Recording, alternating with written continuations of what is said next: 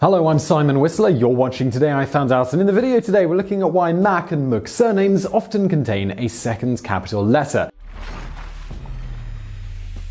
And just before we get started, I do want to say that I'm going to say Mac, M-A-C, and M-C, Mook, just to make things clear throughout the video. I know there are different ways that they can be pronounced. Alright, so the short story is that Mook and Mac are prefixes that mean son of. Early inconsistencies in records are what led to having both Mook and Mac prefixes. Mook is just an abbreviation of Mac, and both can actually be abbreviated further to the much less common M. As you might have guessed from this, the myth that a Mac name denotes Scottish heritage, while a Mook name denotes Irish heritage, is simply not true at all. Similarly, the assertion that Mac names are Protestant and Mook names are Catholic doesn't have a shred of truth to it. They both just mean son of and can be used by anyone of either descent or religion. Someone with the last name of MacDonald is like someone with the last name of Johnson, likely each had ancestors with the name Donald or John. Back in the day, it was common to differentiate people with the same name by also calling them by the names of their fathers, which is how this sort of surname started to become popular. You could probably see why Mook and Mac names typically contain a second capital letter from this. Since proper nouns are capitalized, you would write son of Donald with a capital D and not son of Donald with a lowercase d. This is in the same way that you would usually write MacDonald with a capital D rather than MacDonald with a small d, but there are obviously exceptions. Surnames, they've been around so long that sometimes they get changed, and in some families the second capital letter was simply gotten rid of. In addition, some Mook and Mac names don't include the name of the father, but the father's profession. Take someone named John McMaster. In this case, John's father was a master of some sort, therefore John is the son of a master. Master, it's not a proper noun, and thus it doesn't need to be capitalized. This practice can also be seen elsewhere. Every smith, baker, and cook likely had someone in that occupation somewhere in their ancestry. Other Mook and Mac surnames come from some physical feature of the person, such as Macklebowie, which means son of the blonde man, while the more recognizable Mackenzie, ironically enough now a popular first name for girls, means son of the fair one. Again, every brown, white, green, brune, white, LeBlanc, etc. can relate. There was also a prefix for daughter of, but these mostly fell out of favor years ago. The daughter prefix was Nook, short for the Gaelic Nain Mich.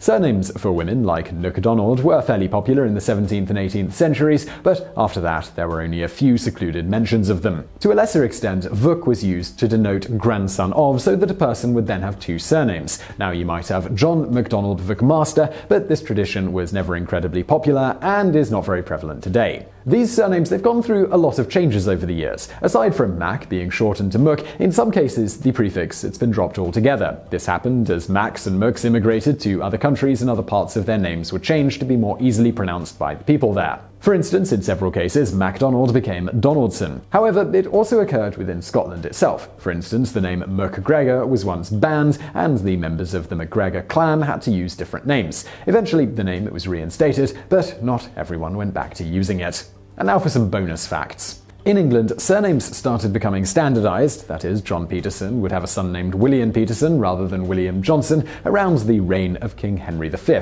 He decreed that surnames needed to be recorded, and it was getting pretty confusing that the same family would have different surnames for many generations. And now for another bonus fact. Place surnames are some of the most common surnames, but they aren't always easy to figure out, unless your last name is London or something. That's because some of the prefixes and suffixes attached to place names aren't well known today. For instance, Atty meant at the, and has since been shortened to at in cases like Atwood or Atwater. These two surnames mean that the family either lived near woods or near a river respectively. Some common suffixes are ham, stead, stow, tun, and wick, which all mean something along the lines of from the farm or from the town. They might be paired with some old words for things that we no longer use, like beck for brook or den for valley. Combining a couple of those and you could get Beckham, which essentially means from the farm with the brook running through it. And now for another bonus fact. Just as girls were given the Nook prefix now and then, girls were also given the surname John's daughter in England. Obviously, this was not a long-lasting practice and is not nearly as popular as Johnson. Usually, the daughter portion was abbreviated to something like Dor or Der